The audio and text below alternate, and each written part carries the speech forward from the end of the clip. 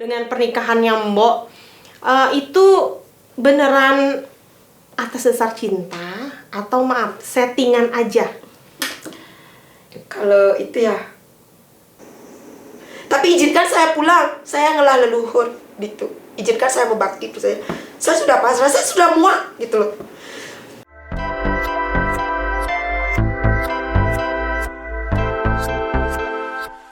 Teman-teman pasti sudah pernah mendengar kalau cinta itu tidak memandang usia, harta, dan juga fisik. Nah, di kesempatan kali ini saya berkesempatan untuk bertemu dengan seorang wanita yang sangat viral, dengan pernikahannya yang juga sangat fenomenal karena usianya yang cukup jauh dengan pasangan hidupnya. Ini dia, Laksmi. Halo, Swastiastu. Swastiastu Wali, Bu. Selamat pagi, selamat datang, Laksmi. Gimana kabarnya, Laksmi? Asungkara kabarnya baik, Bu. Ya, terima kasih loh ya sudah jauh-jauh dari Beleleng datang ke Denpasar. Dan BTW tadi diantar sama siapa? Sama beli ketut, apa beli wayan, atau beli made? Istilahnya tadi yang diantar sama ojek gitu aja. Sama ojek namanya disamarkan ya? Namanya disamarkan, nanti takut Pak ojeknya baper nanti. Gitu. Ya, Oke, ini kan kemarin nih pernikahan Mbok Laksmi tuh fenomenal banget ya. Ya. Di hampir penghujung tahun ada berita yang sangat menggemparkan jagat Bali, Mbok, dengan pernikahannya Mbok. Itu beneran atas dasar cinta atau maaf, settingan aja? Kalau itu ya, netizen pada kepo banget ya. Semua pada ingin tahu ya. Pasti. Ya. Makanya dirimu saya undang untuk mengklarifikasi semuanya, untuk menjawab kekepoan mereka. Kira-kira dijawab apa enggak ya? Harus dong. Harus dijawab ya. Kalau dibilang itu pernikahan beneran nikah, bisa jadi ya. Kalau bilang itu settingan, juga bisa jadi ya. Karena kan perasaan orang itu kan bisa berubah. Andaikan netizen pada menghujat itu dibilang settingan, kalau seandainya itu ya terjadi, bagaimana? Kalau andaikan netizen itu bilang itu beneran, kalau itu cuma settingan yang penuh hikmah, bagaimana? Jadi akhirnya jawabannya 50-50 sih buat dia. Entah itu settingan atau itu beneran ya. Ampura settingan atau beneran, karena dia tidak berani memastikan. Hati dan perasaan dia tidak berani memastikan itu. Dia tidak berani memberi jawaban gitu. Settingan atau beneran. Kenapa nggak berani ngasih jawaban? Takut ditegur lagi mungkin sama beberapa ormas. Kemarin saya sempat dengar beritanya sampai ditegur. Itu beneran sampai ditegur atau cuma gimmick aja untuk mengangkat namamu atau gimana? Kalau masalah takut ditegur sih enggak. Kalau tiang salah ya Bu ya, ampura. Kalau salah ya tiang siap untuk ditegur. Kalau emang tiang merasa benar ditegur, ya silakan, itu mereka, dia sih nggak apa-apa. Gimmick enggak, itu emang beneran ditegur, beneran dihujat itu. Tapi tiang sih santai saja. Ya udah, tiang jawab nikahnya apa dong? Jadi tadi kita nungguin kayaknya pada nungguin, ibunya juga nungguin, sampai saya nafas. Penontonnya juga nungguin. Karena calon subscriberku nanti sangat-sangat mengharapkan jawaban itu dari bibirmu gitu loh. Ya gini, ya udah dah, jawabannya next time aja ya, entah settingan atau beneran. Mungkin ibunya bisa melontarkan pertanyaan yang lain dulu tentang perjalanan tiang dengan Pak Disugradenya. Oke. Kayak gitu ya Bu. Oke, next ya. Ini mungkin Laksmi ingin selalu membuat kita tuh penasaran kali ya dengan Laksmi ya. Oke, terus akhirnya menanggapi teguran tersebut gimana nih Laksmi dan Pak Sukrada menyikapi teguran tersebut? Kalau tiang Bu menanggapi teguran tersebut ya bawa happy, bawa santai aja gitu. Sebenarnya kalau dibilang down atau ngedrop karena netizen, enggak juga sih. Santai dia nanggapinnya sama Pak D itu santai. Pak D-nya aja masih bisa jalan-jalan ke Pantai Lopina kok. Dan Laksmi saja masih bisa di rumah buat konten-konten gila, cari daun-daun buat baju, santai. Jadi mereka saja gitu yang terlalu sampai angsap jak gegayan gitu loh. saking keponya gitu sama pernikahannya Laksmi sama Sukrade gitu. Andaikan kalau itu pernikahannya ya, kenapa? Andaikan itu settingan, kenapa? Gitu. Jadi ya santai aja sih nanggepinnya sih. Gak terlalu dibawa hati juga. Nah, Laksmi ini kan awalnya Laksmi itu sebagai content creator ya. Terus kemudian akhirnya namanya tambah naik lagi dengan adanya pernikahan yang fenomenal dengan Pak Sukrade. Itu awalnya gimana sih? Awal kenalnya dengan Pak Sukrade gimana? Sampai akhirnya memutuskan untuk menikah. Wah, ini dah laki-laki yang cocok untuk aku nikahi, gimana? Ya, awal kenal sih nggak mengagumi ya. Awalnya tuh lihat Pak D-nya pertama di Jam Tato ya. Oh, di Beli Jam. Di Beli Jam. Oh, dirimu suka main ke Beli Jam? Nah, lihat di sosial media, tapi sosial media tapi dia Beli Jam. tidak mengikuti, tidak like, tidak subrek kan, tidak langsung tuh channelnya.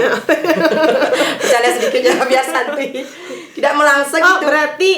berarti kalau subscribe itu bahasa Inggris.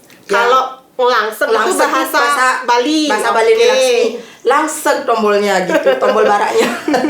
Gitu. Jadi lanjut ya, Bu ya. Ya. Awal kenalnya tuh lihat di sosial media. Lucu gitu. Lucu dibalik orang menghina, dibalik ya orang merendahkan gitu, maaf, mungkin ada beberapa, nggak semua kan. Ada keunikan tersendiri gitu, bahwa beliau tuh apa adanya. Apa adanya, ada gitu. Kalau orang bilang beliau tuh keterbelakangan mental atau budol, apa gila gitu. Enggak juga buat dia. Oke, berarti awalnya itu Laksmi yang deketin duluan, ngedatengin Pak Sukrade duluan, atau gimana? Atau Pak Sukrade Pak Sukradenya yang baru pertama kali ketemu Laksmi langsung jatuh cinta pada pandangan pertama, atau gimana? Enggak lah. Tak ceritain. Sebelum Laksmi, Ini tolong dicatat ya bagi netizen yang mungkin dengar, dicatat. Nah, silakan, Bu. Jawabannya. Laksmi ketemu dulu sama Pak D-nya di Dopina. Tak ajak selfie, itu tanggal dan waktunya ada. Masih ada private. Itu ada. Lama-lama kayaknya bosen gitu loh. Bukan lelah gitu. Bukan down mentalnya, enggak. Lelah gitu loh. Lelah karena? Udah pacaran sama yang ganteng begini juga. Udah menikah sama yang ganteng begini juga gitu. Jadi nggak ada kenyamanan gitu. Oke. Ya, apa ini takdir saya begini? Apa ini karma saya begini gitu. Istilahnya kembalikan ke diri sendiri, saya yang salah gitu. Akhirnya saya putuskanlah untuk mencari Pak D Sukrade. Mungkin di sana kenyamanan saya gitu. Ya udah. Berarti Pak D Sukrade itu pertama itu membuat kamu nyaman gitu ya? Nyaman, lucu beliau. Lucu. Unik. Oke. Dan mungkin ada hal-hal yang tidak dimiliki oleh lelaki-lelakimu dulu yang Ya. ada di Pak D Sukrade. Nggak Apa itu? Sesuatu itu yang tidak dimiliki. Sesuatu itu, Bu ya, yang tidak dimiliki. Yang tidak dimiliki lelaki lain di dirinya Pak D. Keunikan. Apa adanya. Oke. Tulus nggak? Tulus. Tidak pernah marah, dihujat orang tidak pernah marah, tidak punya dendam. Suka memitra nggak? Kayak katanya Laksmi tadi. Suka memitra, kayaknya Pak D nggak suka memitra deh. Kalau Laksmi sama Pak D, walaupun Pak D di sana, Laksmi di sini, nggak bakal ada ngambil Pak D, santai. Pokoknya Pak D tuh berbeda dari yang lain. Saya yang rasa. Oh gitu. Berarti ini beneran ada rasa cinta ya. Tapi yang masih selalu jadi pertanyaan, itu happy-nya fake, tipuan atau gimana? Itu gitu. Itu beneran. Beneran kita bahagia. Beneran kayak gini. bahagia, ya. Jika netizen berpikir itu hanya sebuah konten Laksmi sama Sukrade gitu, ya dijadikan konten ya, memang fix juga ya gitu loh. Jadi ya memang asli bahagia gitu. Pas kita ketemu kita bahagia, kita tertawa, kita ngejalanin bareng gitu. Nah, tapi gini, kalau toh akhirnya netizen itu berpikir, oh ini pernikahan settingan atau pernikahan hiburan. Berarti ada yang ada sosok dong di balik itu yang akhirnya membuat jalan cerita sehingga akhirnya muncul di sosial media hubungan hiburan itu. Siapa tuh sosok di balik semua itu kalau boleh tahu? Netizen boleh tahu nggak? Netizen tanpa dia kasih tahu, netizen juga sudah tahu. Siapa? Saya belum tahu loh. Kok netizen udah tahu duluan? Saya aja belum tahu. Masa Siapa? sih? Kalau dia jawab dulu yang pertanyaan ibu di awal. Kalau misalkan itu beneran settingan, sudah apa ya? Akan ada jawabannya untuk kedepannya. Oke. Seharusnya kalau netizen itu menganggap settingan, netizen bisa mengambil hikmah dari konten settingan itu. Kalau pikirannya pakai, kalau intelektualnya main, logikanya juga main, ampuran dia bukannya tiang sok pintar dan sok dua. Ada sosok di balik semua itu. Ada ya? Sosok halus. Oh, berarti ada sosok di balik hubungan hiburan yang Laksmi lakukan dengan Pak Sukrade, tapi masih rahasia ya? Masih rahasia. Pokoknya sosok itu sosok, kalau dibilang sempurna, nggak ada manusia yang sempurna. Beliau adalah sosok yang benar-benar buat saya. Oke. Pokoknya benar-benar beginilah. Tapi pada akhirnya Laksmi itu menikmati nggak hubungan hiburan ini, hubungan fenomenal ini? Menikmati nggak? Sangat menikmati. Sangat menikmati. Sangat. Atau mungkin dulu awalnya dengan Pak D Sukrade tidak cinta, akhirnya dibuat hubungan settingan, akhirnya jadi cinta atau gimana? Atau memang cinta dulu? Pas. Cinta dulu, baru disetting. Enggak lah. Agar tumbuh subur itu kan harus selalu dipupuk dong. Berarti intens ketemu ya, selalu aktivitas bareng, mungkin makan malam bareng. Bukan bukan sering sih. Paling seminggu 3 kali, 4 kali ketemu, dan ketemunya kita juga itu apa Bu ya, ngobrol, bercanda, karena Pak D-nya juga nggak suka neko-neko gitu. Pak D-nya mau grepe-grepe Laksmi aja, beliau masih minta izin kok. Sopan banget. Sopan ya? banget. Kita dekat dengan sosok seperti Pak D itu susah loh Bu. Susah banget loh, kita harus ngarahin. Ngempu Laksmi loh. Apalagi kalau pas di lokasi gitu, kayak cuciin tangannya, habis makan, itu fix Laksmi lakuin ikhlas ya. Masa Laksmi saya lo ikhlas? Enggak. Saya nggak harus bilang ke orang bahwa saya itu ikhlas. Langit tidak perlu menjelaskan bahwa dia yang tinggi, dan ATM tidak perlu menjelaskan kalau dia banyak saldo gitu. Terus tanggapan Blijem Tato sendiri selaku manajemen Mbok Laksmi itu gimana? Santai, nggak marah. Terus kalau keluarga besar dari Pak Sukrade sendiri pada saat pertama kali Mbok Laksmi datang itu gimana? Terkejut. Ya nggak nyangka mungkin ya ada orang yang bisa menerima Pak Sukrade gitu. Nggak nyangka, dan akhirnya sampai ada kasus begitulah, wartawan gitu. Udahlah itu udah semakin hari makin intens lah, makin sama keluarganya, dan keluarganya juga baik, keluarganya Pak D baik, menerima Laksmi. Cuma adalah hal privasi gitu. Ini memang benar-benar fakta ya, privasi sekali yang disampaikan ke Laksmi itu, karena keadaan Pak D seperti itu.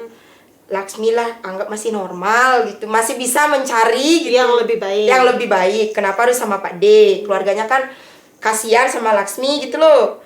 Pak D seperti itu bisa nggak nanti ngidupin gini. Pasti paham kan?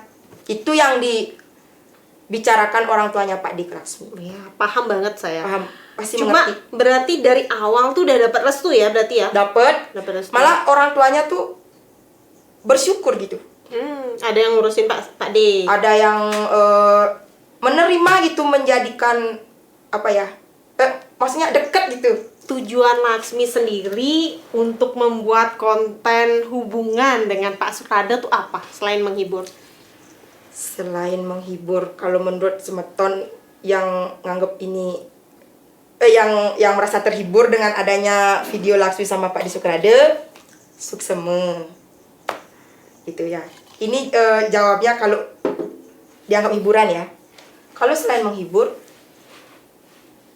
untuk memberikan sedikit apa ya, gambaran buat netizen gitu, gambaran buat orang, Gambaran apa itu? Jadi gambarannya begini, bahwa orang yang memiliki keterbelakangan mental, cacat fisik atau apapun itu, istilahnya nggak ada manusia sempurna ya, berhak bahagia gitu loh. Jadi sudah siap ya Laksmi itu dengan pendapat-pendapat netizen yang mungkin bikin kamu sakit hati atau mungkin kata-katanya nggak pantas gitu. Udah sering ya berarti ya. Dan sudah siap ya menerima konsekuensi itu dengan pernikahan ini udah siap ya. Ntar dulu nyedot selang dulu mas. Oke, silakan. Gelang sintik gelang sih sama selangnya bening lagi. Kalau itu Bu, yang sudah siap. Komentar mereka adalah inspirasi saya. Oke, malah Laksmi ini selalu berpikiran positif ya, nggak pernah negatif ya sama netizen yang udah mungkin melontarkan pendapat-pendapatnya dengan cara-cara maaf kasar atau nggak sopan. Selalu berpikir positif dan karena ada arahan juga dari seseorang. Siapa? Dari tadi seseorang aja. Siapa Seorang. sih? Ada arahan Yang dan tidak berani dari tadi kamu sebutkan namanya itu siapa? udah disebut juga tadi. Oh, udah disebut ya? Beli jam. Ya, arahannya Beli Jam, beliau mengarahkan sangat baik. Beliau mengarahkan tiang, menguatkan tiang. Oke. Nah, terus pelajaran hidup apa sih yang atau hikmah apa sih yang Laksmi dapat dari kejadian kemarin itu? Kejadian pernikahanmu dengan Sukrado. Hikmahnya itu ini sedikit milu.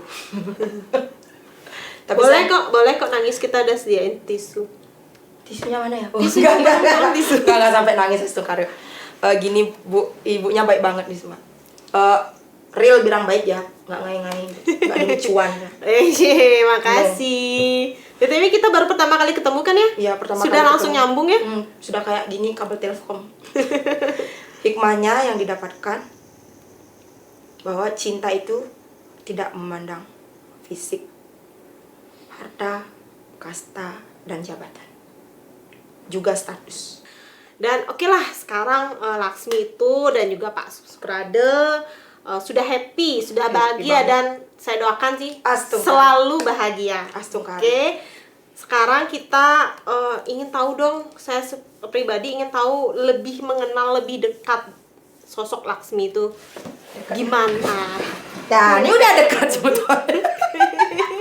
Dari pertama kali nelpon tuh kita udah deket banget loh, udah Iya, udah dekat cocok. ya. Padahal jaraknya jauh ya, Oh, Bu iya. ya. Ibunya juga nge-DM loh semeton. Gini, masa sih seorang bidan ngundang Laksmi? Sekali pusing nih Bu bidan nih.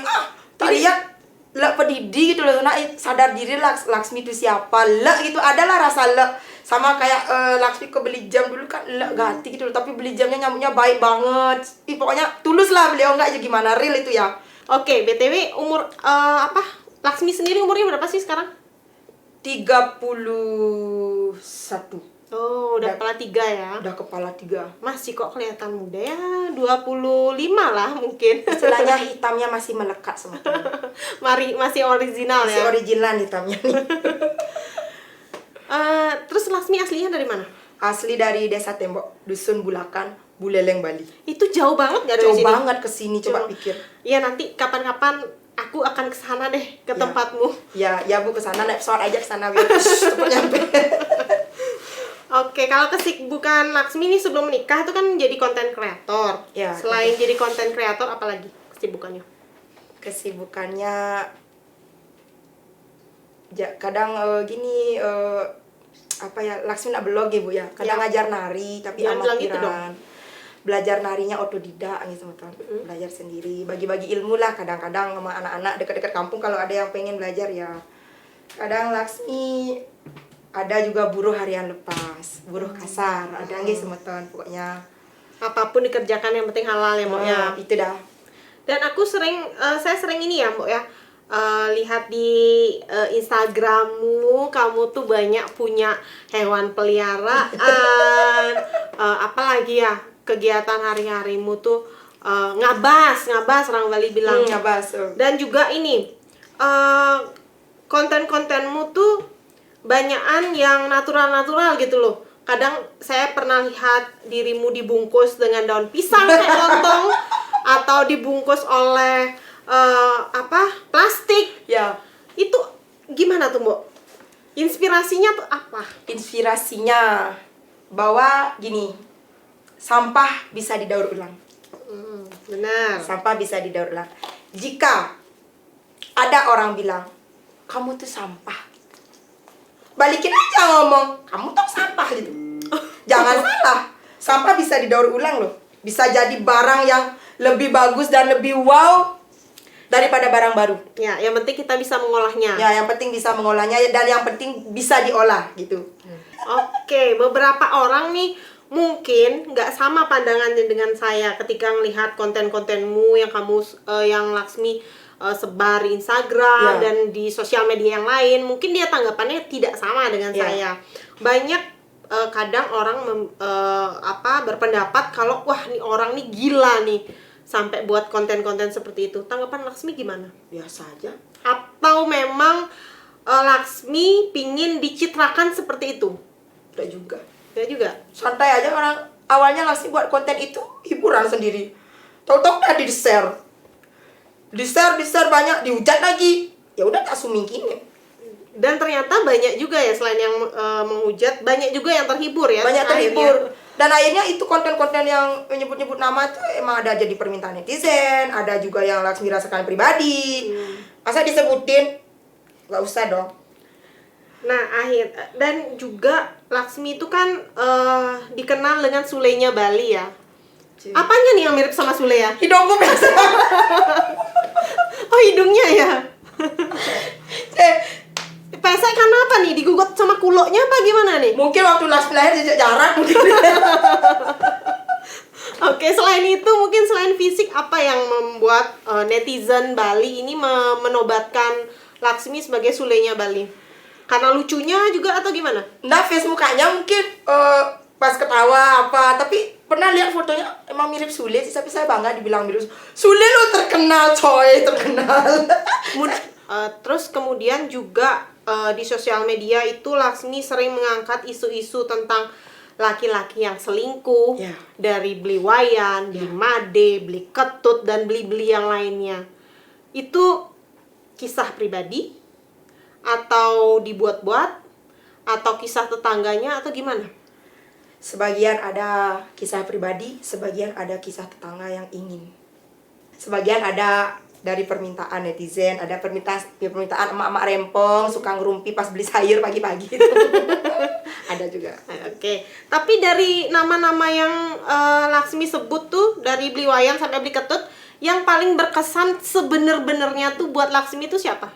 Beli ketut atau beli Beli ketut. siapa? Beli ketut ya? Boleh disebut inisial atau gimana? Apa beli ketut aja? Beli ketut sajalah. Kenangannya gimana? Menyakitkan atau indah? Atau malah jadi mantan terindahnya Laksmi? Kalau beli ketut itu Maaf ya, Pak Suprada jangan marah ya. ketut juga suka ada.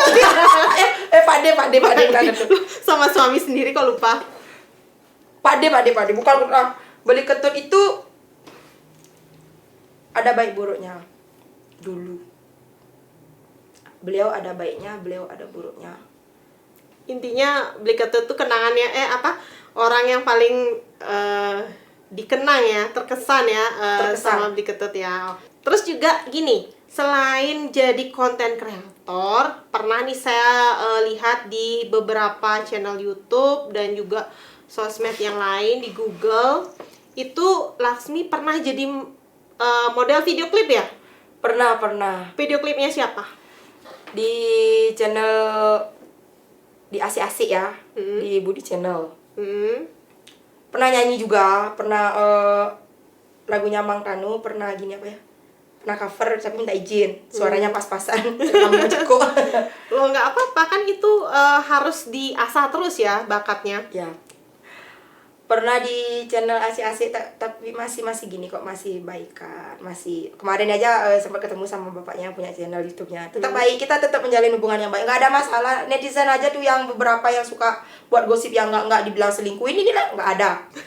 Nyanyinya sama Pak Budi namanya. Oh, Budi gitu. Channel. Beliau juga baik kok, semuanya baik. Dan sekarang yang terbaik adalah Jun Tato. Oke. Kalau saya? Kalau ibu juga baik, mudah-mudahan nanti lagi diundang ke sini ya. Oke, pasti. Abis itu kalau dulu pernah jadi model video klip dan juga sekarang masih tetap jadi content creator, lebih suka mana? Semua suka. Semua suka. Suka banget. Karena ini hobinya Laksmi di sini. Nari hobinya, nyanyi juga hobi, main musik Laksmi hobi, di main film juga hobi. Intinya Laksmi sing hobi ngomong anak gitu. Oke, sekarang Laksmi sudah punya anak enggak? Punya Berapa? anaknya Banyak. banyak. Berapa? Kalau yang hidup berapa ya? Yang hidupnya ada 5 ya. 5. Maaf, ini yang nggak hidupnya, meninggalnya pada saat dia udah lahir atau memang di dalam kandungan? Di dalam kandungan. Ini sekarang siapa yang merawat anak-anak? Yang ngerawat anak-anak tuh banyak. Nenek? Ada mertua yang rawat, ada ibu sama bapaknya yang rawat. Tapi tinggal bersama Laksmi? Enggak, Semua anak-anak nggak ada tinggal sama enggak ada. Laksmi? Tugasnya Laksmi cuma melahirkan. Oke, itu dan saya juga sangat penasaran banget, dan juga mungkin di podcast saya ini Laksmi saya harap bisa mengklarifikasi, karena saya sempat melihat di podcast yang lain bahwa Laksmi menyatakan sebagai ibu pengganti. Nah, ibu pengganti itu maksudnya jadi ibu tiri atau jadi gimana maksudnya ibu pengganti? Kalau jadi ibu tiri pernah. Laksmi jadi anak tiri juga pernah. Terus? Bolak-balik sana ya. Heeh. Kalau ibu pengganti itu mungkin mereka pada kepo, Laksmi kan pernah hamil ke rumah nggak ada suami gitu ya. Terus ada suami Laksmi hamil tapi tinggal di rumah itu. Itu kan karena ada masalah ya. Ada masalah itu privasi, intinya sama ego, sama labil, amarah, emosi. Mungkin karena usia mungkin ya pada saat itu. Masih proses lah. Ya.